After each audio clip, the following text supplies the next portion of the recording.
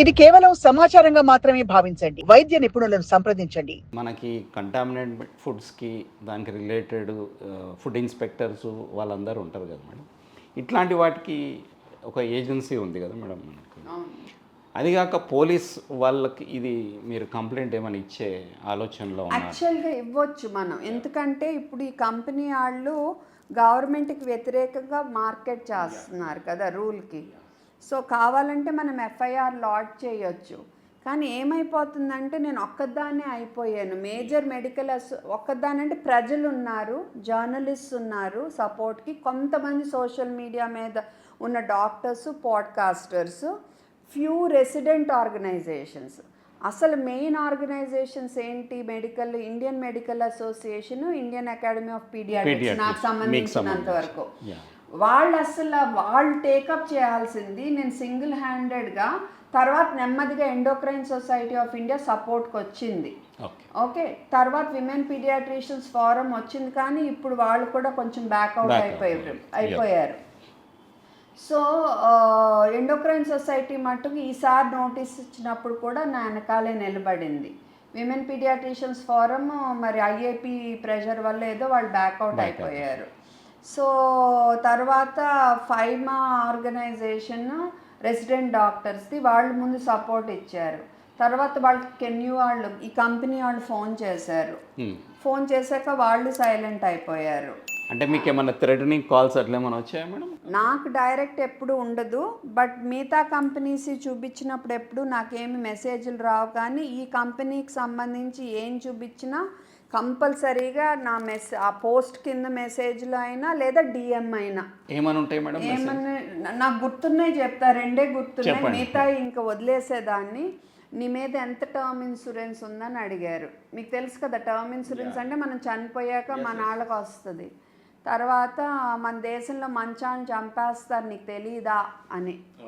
అలాగా ఇంకేయో ఉన్నాయి. ఒక రకమైన థ్రెట్సే కదా మేడం. Threats indirect. మీరు పోలీస్కి వెళ్ళొచ్చు కదా.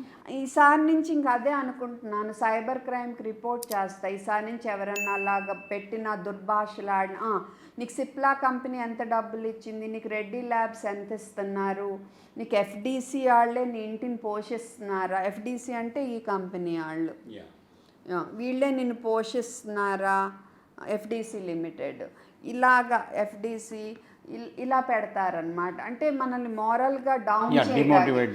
దీనివల్లే నాకు ఏయో కమర్షియల్ డబ్బులు వచ్చేస్తున్నాయంట. నాకు స్ట్రెస్ తప్పమ్మ, దీనివల్ల ఏం రాదు. మీరు అందరు నా ఛానల్ చూసే ఉంటారు, కనీసం నేను ఎక్కడ వర్క్ చేస్తానో కూడా నేను అందులో పెట్టను. ఎందుకంటే నాది ఒకటే ఆలోచన, మీ అందరూ సేఫ్గా ఉండాలి, మీకు తెలియనివి చెప్పి అవేర్నెస్ పెంచాలి అనేదే నా ఎయిమ్.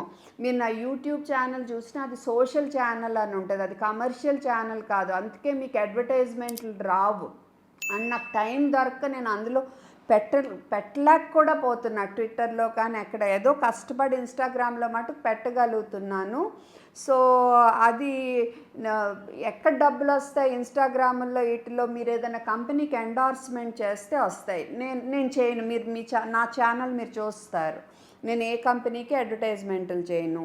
నా పాడ్కాస్ట్లకి నేను మనీ తీసుకోను. నేను ఎందుకు పాడ్కాస్ట్లు చేస్తున్నాను, ఒక్కొక్క పాడ్కాస్ట్ వాళ్ళకి కొంత రీచ్ ఉంటుంది. సో ఒకరి ద్వారా కాకపోయినా ఇంకొకరి ద్వారా అయినా మీకు మెసేజ్ అందుద్దని నేను చేస్తున్నాను.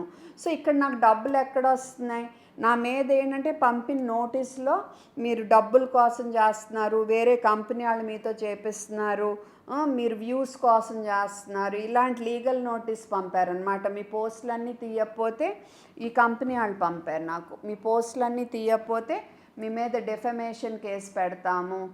వాళ్ళంటే పెద్ద వాళ్ళు కదా, పెద్ద కంపెనీలు, నేను ఒక మనిషిని అంతే. సో భయపడతా అనుకున్నారు, నేను భయపడలేదు. మళ్ళీ దాన్ని కూడా గట్టిగా తీసుకున్నాను. నాకు మీ ప్రజలే నా ధైర్యం, నా బలం, నేను నిలబడతా మేడం. అంటే సాధారణంగా ఇట్లాంటి అంటే పబ్లిక్ హెల్త్ ఆల్మోస్ట్ దానికి సంబంధించిందే కదా మేడం. సో మోటోగా ఈవెన్ జ్యుడిషియరీ కూడా తీసుకోవచ్చు కదా మేడం. తీసుకోవాలి, ఇంకా ఎందుకు తీసుకోవట్లేదో నాకు అర్థం కావటం లేదు. సుప్రీంకోర్ట్ ఆఫ్ ఇండియా అంటే దేశంలో పిల్లలు 100 మంది చనిపోతుంటే 5 ఏళ్ళలో పిల్లలు 13 మంది డయేరియా వల్లే, మోషన్స్ వల్లే చనిపోతున్నారని తెలిసినప్పుడు ఇంత జరుగుతుందే, ప్రజల క్షేమాన్ని కోసం ఇంత అవేర్నెస్ తెచ్చినా మళ్ళీ ఇప్పుడు ఇవాళ ఈ కంపెనీ, రేపు ఇంకో కంపెనీ. సో మనకు ఒక రూల్ వచ్చేయాలి. ఏం రూల్ వచ్చేయాలంటే మెడికల్ షాపుల్లో మీరు WHO ఫార్ములా ORSఏ అమ్మండి. మిగతా ఈ ఎనర్జీ డ్రింక్లు, ఈ ఎలక్ట్రోలైట్ డ్రింక్లు ఇవన్నీ సూపర్ మార్కెట్లో అమ్ముకోండి. అది క్లియర్గా వచ్చేసింది అనుకో, అసలు ఈ కన్ఫ్యూజనే ఉండదు, ప్రజల్ని మోసం చేసే ఛాన్స్ ఉండదు. సో అలా ఉంటే బాగుంటుంది. అలా సుప్రీంకోర్టు సువోమోటో న్యాయంగా తీసుకోవాలి మరి. ఓకే, అంటే మీకు జ్యుడిషియరీ నుంచి ఇంకా పెద్దగా సపోర్ట్ ఏం రాలేదు కదా? ఎవరన్నా అడ్వకేట్స్ ఫోరం కానీ వాటిలో ఎవరన్నా వచ్చారా? లేదు, అడ్వకేట్స్ 2-3 రీచ్ అవుట్ అయ్యారు, బట్ యాజ్ లేదు. పిఐఎల్ వేయడము కానీ పిఐఎల్ మనకి అందరూ ప్రోబోనో చేశారు, అంటే ఫ్రీగానే చేశారు. ఎండోక్రైన్ సొసైటీ ఆఫ్ ఇండియాకి చేసిన వాళ్ళు, అప్పుడు ఉమెన్ పీడియాట్రిషియన్ ఫోరమ్, అండ్ నాదైతే డెఫినెట్గా. సో నాకు ఆ రకంగా నాకు ఇంకప్పుడు వేరే రాష్ట్రం వాళ్ళు కూడా సపోర్ట్ ఉన్నారు ఇప్పుడు టేకప్ చేయాలంటే. వీళ్ళ మీద ట్రేడ్ మార్క్ అబ్జెక్షన్ ఫైల్ చేశాను, అది కూడా వాళ్ళు ప్రోబోనో చేస్తున్నారు. అంటే మంచి వాళ్ళు ఉంటారు సమాజంలో, మంచి వాళ్ళు ఉంటారు. సో ఆ మంచి వాళ్ళందరూ వల్లే నిలబడగలుగుతున్నా, లేకపోతే ఇంకా కష్టమైపోయింది. మేడం మీరు సంతకాల సేకరణ కూడా ఏదో అది పెట్టాను, నేను మీ అందరికీ రిక్వెస్ట్ చేస్తున్నాను, మీరు కూడా అది లింక్ క్లియర్గా ఓన్లీ లింక్ వచ్చేట్టు మీ క్లిక్ చేస్తే లింక్ వచ్చేట్టు ఎలాగైనా మీరు చేస్తే సంతకాలు ఎక్కువ వస్తాయి. నేను ఆర్ మీ వాట్సాప్ ఛానల్ ఉంటే సాక్షిలో జస్ట్ ఓన్లీ నా మెసేజే పంపండి, పంపితే ఆటోమేటిక్గా, ఎందుకంటే మీరు మెసేజ్ పెట్టి తర్వాత నాది పెడితే తక్కువ వస్తాయి దానికి. సో డైరెక్ట్ లింక్ పెట్టేశారనుకోండి, ఆ లింక్ మాత్రమే సంతకాలకి. ఏంటంటే అందులో ఏం రాశానంటే, ఫస్ట్ ఇది పూర్తిగా మార్చాలి, దీనిలాగా ఉండేట్టు కాకుండా పూర్తిగా మార్చేయాలి డిజైన్, దీనిలాగా ఉండేట్టు కాకుండా. ఇదే కాదు, అసలు ఏదైనా కానీ ఫార్మసీస్లో ఓన్లీ ORS WHO ఫార్ములాదే ఉండేట్టు చూడండి. ఎందుకంటే పేరెంట్స్, తల్లిదండ్రులు టెన్షన్లో వెళ్తారు, ఆ టెన్షన్లో ఈ మెడికల్ షాప్లో ఏమి ఇస్తే అది తీసేసుకుంటారు. సో అది దానివల్ల ఎంతో నష్టపోయే అవకాశం ఉంది. కాబట్టి ఓన్లీ ఫార్మసీస్లో WHO ఫార్ములా ORSఏ ఉండాలి అనే నేను పిటిషన్ రేజ్ చేశా. మీ అందరూ సంతకాలు పెట్టి మనం 1,00,000 సంతకాలు సేకరిస్తే అప్పుడు ధైర్యంగా, ఇంకొంచెం ధైర్యంగా ముందుకెళ్ళి నేను మేబీ సుప్రీంకోర్టులో ఈ కేసు టేకప్ చేయొచ్చు. So I really me support నాకు అవసరం. సో మీరు మీ వాట్సాప్ ఛానల్లో షేర్ చేసినప్పుడు ఓన్లీ లింక్ షేర్ చేసేస్తే అప్పుడు సంతకాల సేకరణ ఈజీ అవుతుంది. సో మేడం ఇంకేమన్నా మీరు చెప్పాలనుకుంటున్నారా ఈ క్యాంపెయిన్కి రిలేటెడ్? ఇదే మెయిన్. మన దురదృష్టం ఏంటంటే, నేను మంచి చేస్తే నా గురించి పోనీ కంపెనీ వాళ్ళంటే అనుకోవచ్చు, ఈ పీడియాట్రిక్ అసోసియేషన్లో కొంతమంది ఏమో చాలా బాగా సపోర్ట్ చేస్తున్నారు, కొంతమంది ఏమో నా గురించి చాలా, అంటే వాళ్ళ సంకుచిత స్వభావం ఏంటో మనకు తెలుస్తుంది అన్నమాట.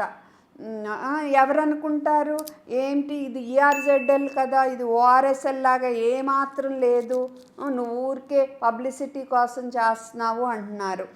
మీరే చూడండి, ఏమి చదువురానాళ్ళు, సోషల్ మీడియాలో ఫాలో అవ్వనాళ్ళు చూస్తే 2 సేమే అనుకుంటారు కదమ్మా. అండ్ మెడికల్ షాప్లో ఇస్తే ఇదే అనుకుని తీసుకుంటారా లేదా మీరే ఆలోచించండి. నేను ఆలోచించేది వాళ్ళ కోసం.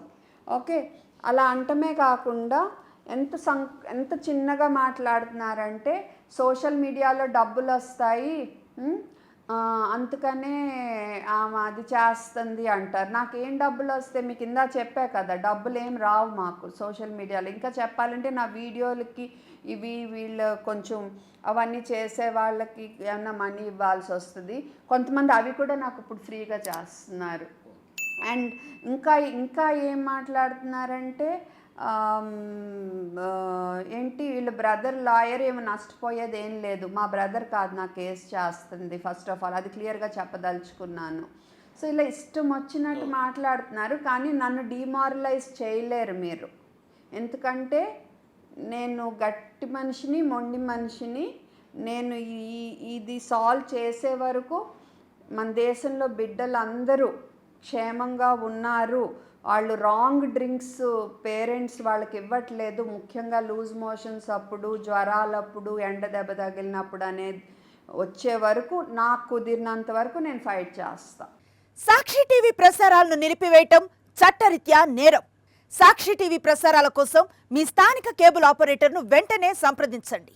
DTH లో ఇంటర్నెట్లో కూడా సాక్షి టీవీ ప్రసారాలను వీక్షించవచ్చు.